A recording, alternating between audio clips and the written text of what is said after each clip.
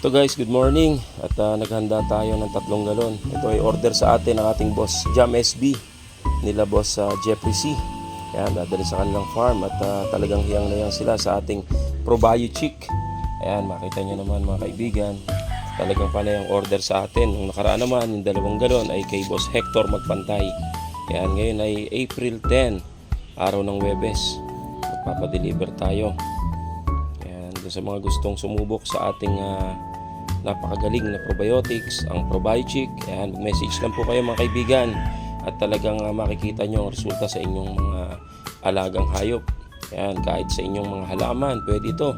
Sa inyong baboy, ayan, manok, kalapati, lalong-lalo na sa mga nagpapaitlog, yung mahabol ng late born breeding, ayan, pwede nyo itong magamit at talagang napakaraming iniitlog ng mga manok. Sa mga nagkukondisyon naman ng ating Probio Pack ay huwag niyong kalilimutan, available din po yan sa atin. Ayan. Thank you po sa maagang blessing at maraming salamat po sa lahat ng tumatangkilik at God bless po sa lahat.